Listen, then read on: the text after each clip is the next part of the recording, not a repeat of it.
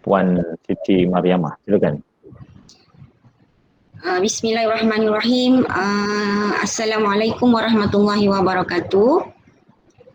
Terima kasih kepada Ustaz Abdul Razak kerana bagi peluang kat kumpulan kami untuk membentangkan sedikit ilmu yang kami adalah untuk tajuk Hindu ni. Saya sendiri iaitu Siti Mariamah binti Marsio, dan ada lagi dua ahli saya iaitu Nasaruddin dengan Takifah. Jadi saya nak bentangkan tajuk pembentangan kami hari ini adalah mengenai agama Hindu. Iaitu slide yang pertama Ustaz ada tunjuk tu, pengenalan mengenai agama Hindu. Agama Hindu ni sebuah agama yang tertua dekat dunia lah. Kemudian Hindu ni sebenarnya bukan sebuah agama, malah sebuah tradisi yang dikembangkan hampir 10,000 tahun. Oleh siapa? Oleh masyarakat India tu sendiri. Kemudian perkataan Hindu ni dia berasal dari perkataan Sidhu, iaitu nama tempat tamadun kaum India tu. Bermula penduduknya digelar Sidhu tu dan lama kelamaan ia berubah menjadi Hindu. Itu asal dia lah. Okey, yang seterusnya. Next slide. Dah. Okey, doktrin agama Hindu. Doktrin tu maksudnya ajaran yang dianut oleh pegangan tu lah. Iaitu yang pertama, doktrin ketuhanan di dalam agama ini tidak mempunyai asas yang kukuh lah. Kemudian dia dihubungkan oleh aspek ketuhanan. Kemudian dia juga mempunyai sangkut kepada konsep keesaan Tuhan. Seperti contohnya kerasulan, wahyu, kepercayaan. Kemudian Hindu ni juga diorang ni lebih kepada penyembahan lah. Macam-macam lah penyembahan Tuhan diorang. Antaranya Brahma, Vishnu, Shiva. Okay, next slide.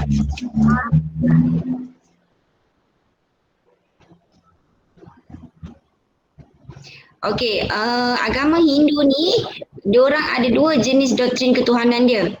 Antaranya diorang ni ada doktrin ketuhanan cendekiawan. Cendekiawan ni maksudnya doktrin atasan lah. Dan yang kedua diorang ni ada doktrin agama bawahan. Doktrin cendekiawan ni dia terdiri daripada ketuhanan para cendekiawan lah. Kemudian digelar sebagai golongan Brahman. Kemudian doktrin bawahan ni dia asal orang India lah. Jenis ni jenis yang berkaitan dengan masyarakat asli penduduk India. Antara golongan penduduk India ni iaitu golongan Kshatriya.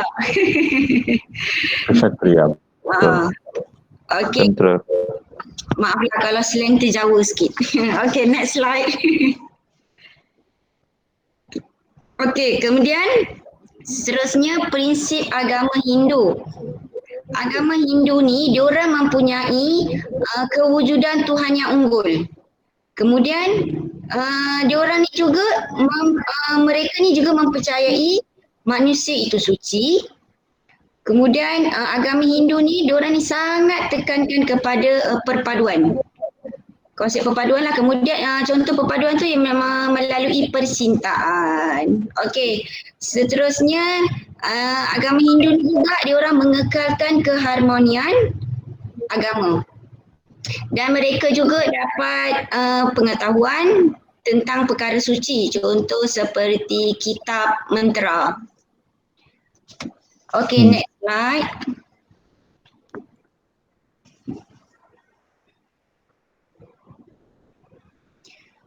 Seterusnya konsep ketuhanan.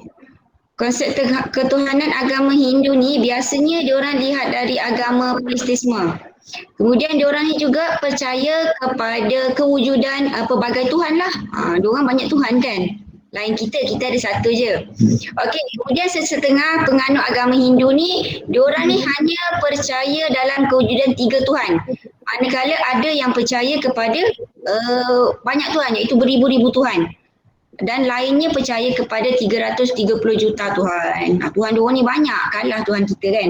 Kemudian tetapi diorang ni juga menegaskan bahawa Seorang penganut agama Hindu haruslah taat kepada satu Tuhan sahaja. Okey, next slide. Ustazah, Ya. Salah ke Ustaz? nanti tak apa, saya faham maksud tu kalau orang untuk faham. Kita tak boleh cakap kalah Tuhan kita. Okey. Dia orang tak faham maksud ni kalah tu dia tu banyak dia sebenarnya dia salah. Ya. Dia dalam merujuk kepada perbezaan agama. Alright, teruskan. Okey, faham. Terima kasih. Next slide. Konsep ketuhanan ni, diorang ni, agama Hindu ni ada dua kitab yang sering diorang gunakan lah. Antara kitab yang pertama iaitu kitab Bhagavad Gita dan yang kedua kitab Veda. Apa yang dikata Bhagavad Gita? Next slide.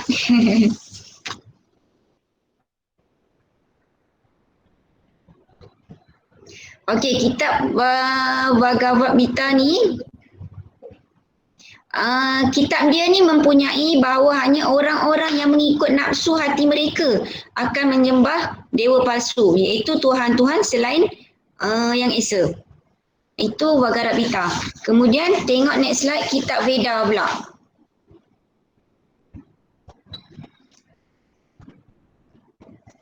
Kitab Veda ni diterima sebagai kitab yang paling suci lah. Orang India anggap dia kitab ni paling suci dari segala kitab-kitab agama Hindu. Kemudian dia kitab Veda ni untuk selingan kitab Veda ni ada 4 jenis iaitu Rig Veda, Yajur Veda, Sam Veda dan Atharva Veda. Itu dia punya kitab antara pegangan agama Hindu lah. Okey, seterusnya pembentangan yang kedua, Takifah.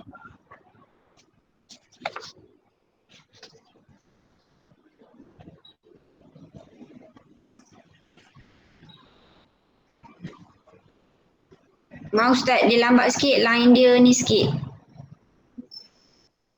Tak apa. Okey. Dengar tak? Dengar. Okey, bismillahirrahmanirrahim. Saya Nur Sakifah binti Marsio. Saya akan terangkan tentang mitos dalam agama Hindu yang ini mengenai makhluk supernatural. Okey, makhluk supernatural ni yang pertama iaitu dewa-dewi. Yang kedua asura. Yang ketiga raksasa dan yang keempat ditya. Apa dia dewa-dewi ni? Dewa-dewi ni dia muncul pada zaman Veda, iaitu ketika bermula berkembang agama Hindu ni lah. Yang kedua dia banyak dipuja oleh manusia agama Hindu tu kerana untuk melindungi diri mereka sendiri. Okey, lepas tu dewa-dewi ni dia ada tempat tinggal dia masing-masing. Okey, contohnya Dewa Siwa. Dewa Siwa ni dia dekat Gunung Kailasha. Okey, yang kedua Dewa Wisnu. Dia dekat Waikata. Okey, walaupun diorang ni duduk dekat tempat yang masing-masing, tapi mereka dapat muncul dekat mana-mana dan juga pada bila masa. Sebab apa? Sebab mereka ni ada sifat gaib lah. Okey, yang kedua dewa Asura. Asura ni dia makhluk yang jahat yang bersifat kejam lah dalam agama Hindu ni. Sebab apa? Sebab dia ni juga musuh kepada dewa. Kerana dia ni mempunyai sifat yang negatif. Okey, dalam Asura ni terdapat beberapa dewa juga. Contoh yang saya boleh bagi Dewa Kura, iaitu dewa yang keuangan dan juga kekayaan. Okey, yang ketiga raksasa. Raksasa ni bersifat jahat lah kan, jiwa dia jahat, sifat dia jahat. Okay, menurut Hindu, raksasa ni merupakan reinkarnasi dari orang-orang orang-orang Hindu yang telah berbuat dosa pada masa lampau. Okey. Raksasa ni dah memang kalau kita fikir akan raksasa jahat mengerikan kan. Okey. Tapi ada juga raksasa yang lahir berupa manusia dan juga dari tubuh manusia. Tapi disebabkan dia memiliki jiwa dan juga sifat yang jahat, okey, dia nama raksasa lah. Okey, nah yang tu antara dia yang raksasa yang terlahir dari sifat dari rupa dan juga tubuh manusia ni namanya Kamsa, Duryodhana, Sisupala. Okey, yang terakhir keempat, Yunan. Okey, keturunan kepada apa iaitu Yaspa. Dia adalah keluarga ataupun klan kepada bangsa Asura. Orang Hindu menggolongkan Daitya ni sebagai makhluk yang memiliki yang setara dengan dewa. Okey, next.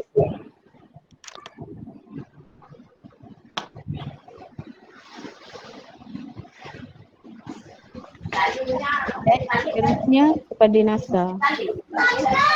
Assalamualaikum. Ustaz boleh dengar tak? Dengar. Okey. Baiklah.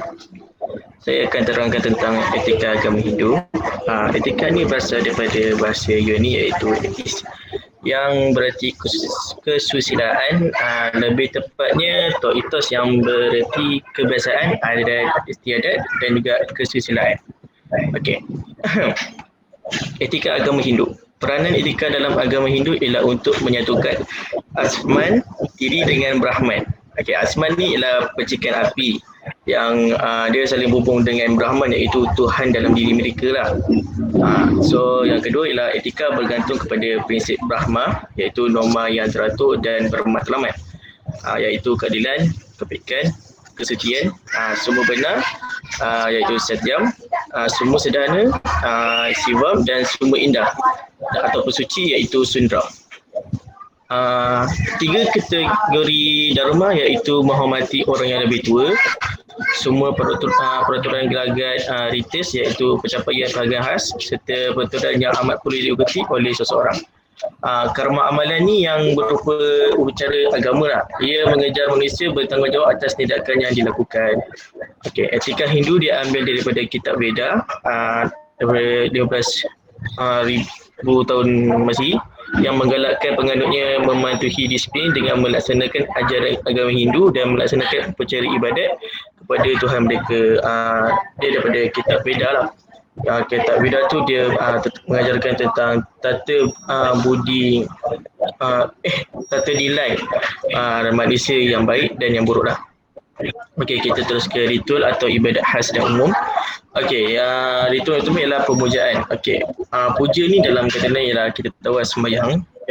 Para dewa terdiri dari pelbagai persembahan ritual dan doa yang biasanya dilakukan baik setiap hari atau pada hari-hari khusus sebelum suatu gambaran dewa yang mungkin dalam bentuk seorang atau suatu simbol kehadiran suci.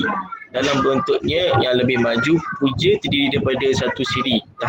Tahapan ritual bermula dengan permundian diri dan penyembahan Tuhan, diikuti dengan persembahan bunga, makanan atau benda lain seperti pakaian disertai dengan doa yang sungguh-sungguh. Kalau kita nampak macam orang yang Hindu ni, dia akan dia sembahyang di kuil, dia boleh dua, bersendirian atau diikut imam. So kebiasaannya selepas diorang sembahyang ni, diorang akan ada letak abu-abu atau bubur kunyit dekat diorang punya dahi. Kalau dengan perasan kepada penganut dia lah. Okey, yang kedua ialah gurus dan orang suci. Sejak kurangnya abad ke-7 Masihi, jalan bakti telah tersebar dari selatan sepanjang India melalui kegiatan kesusastraan dan musikal orang-orang Kudus yang telah menjadi wakil-wakil bahasa dan tradisi yang paling penting. Lagu-lagu para perkudus dan pengganti mereka kebanyakannya dalam bentuk vernakular, diingati dan dilaksanakan di semua lapisan masyarakat. Setiap negeri di India mempunyai tradisi dan pujangga bakti yang dipelajari dan dihormati. So, diorang punya ritual ni lebih kepada lagu-lagu lah. Okay, next slide. Okay. Kehamilan, kelahiran bayi, dia upacara yang boleh dilakukan semasa mengandung untuk memastikan kesihatan ibu dan anak meningkat. Ayah boleh memotong rambut 3 kali ke atas dari bahagian depan ke belakang untuk memastikan pembesaran embrio. Jahitan boleh berfungsi untuk menangkis mata jahat dan ahli sihir atau setan. Proses ni dia sama macam agama Islam dalam akikah. Dia lebih kurang je. Tapi kalau macam agama Islam, kita akan ambil bayi tu dan tu kita akan azankan dia. Tapi kalau macam agama Hindu, dia akan bisik dekat telinga perkataan VK, VAK, bak. Tu dia akan menyebutkan mantra.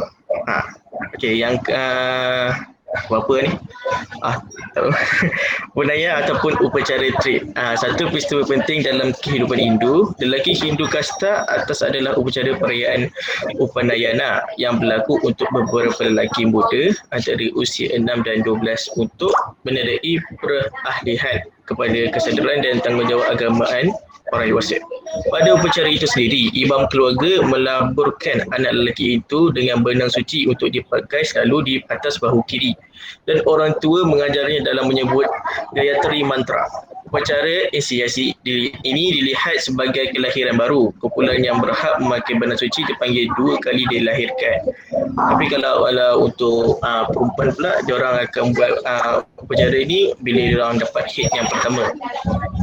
Okey, kita terus ke lawatan suci yatra, iaitu Tirtha Yatra atau lawatan ke tempat-tempat suci memainkan peranan penting dalam kehidupan seorang Hindu walaupun ia tidak diwajibkan.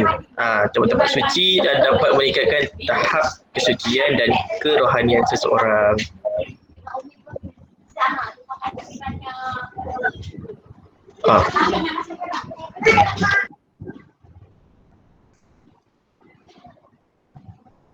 Okey. Terus kesan awal agama Hindu di Malaysia. Okey, pertama tu candi di Lembah Bujang Kedah. Okay, candi agama Hindu terbahagi pada 2, iaitu Vimana dan juga Mana. Vimana ni ialah tempat suci dan tempat area keagamaan diletakkan. Okey, Mandapa ni ialah bahagian luar candi tu. Yang kedua, Sanskritism, Hindu dalam adab Melayu, seperti persandingan, upacara menepung tawa. So kita dapat tahulah atau dalam aktiviti majlis perkahwinan kan, itu orang Melayu pun ada buat persandingan, inai, upacara tepung tawa dekat Pelamin tu. Okey, so maknanya itu adalah daripada adat-adat orang Hindu lah. Okay, next. Okay, nilai dalam agama Hinduism. Yang pertama Dharma. Dharma ni bermaksud bertanggungjawab lah. Okay, nilai-nilai dia ni antara nilai yang kita boleh ambil lah. Kalau daripada agama lain kita boleh ambil nilai-nilai agama Hindu ni kita boleh terapkan dalam agama, mungkin agama lain kan. Yang kedua Ahimsa, iaitu bermaksud kasih sayang. Yang ketiga Purity, yang bermaksud keberanian dan ketetapan. Keempat Kahama, yang bermaksud bertimbang rasa atau baik hati. Yang kelima Damo, yang bermaksud mengawal fikiran. Yang keenam Siyam, yang bermaksud tidak tamak. Yang tujuh Shoka, bermaksud kebersihan. 8 Mindriya Nigaram, bermaksud mengawal perasaan. Yang terakhir Jir, atau membentuk fikiran yang tetap ada saling berkait dengan nilai mengawal perasaan. Okey, nilai ajaran Hindu ni, agama Hindu ni tidak diasaskan oleh seseorang individu sahaja ataupun bangsa Wahyu. Agama ini berpusat di kawasan Indus. Ya, ini kawasan luar dekat India Utara. Agama Hindu kepercayaan kepada agama Hindu mempraktikkan mengadakan kepercayaan pada baiknya perbuatan jahat yang ini dibalas baik.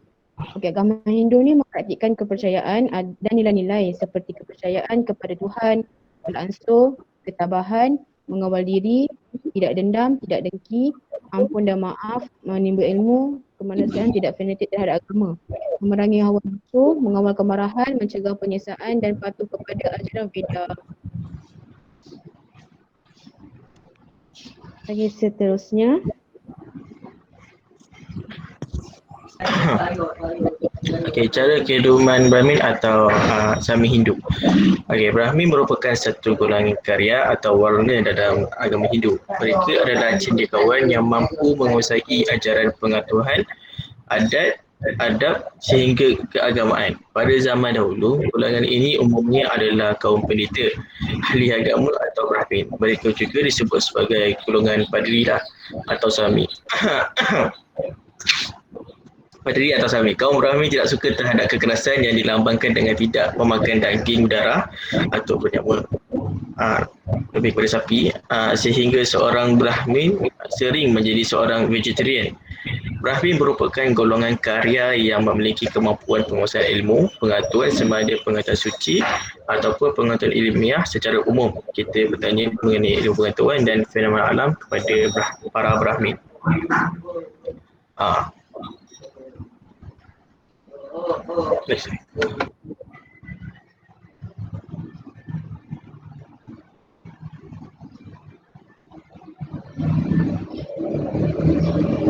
Dah kena. Okey, yang seterusnya pandangan Islam terhadap agama Hindu.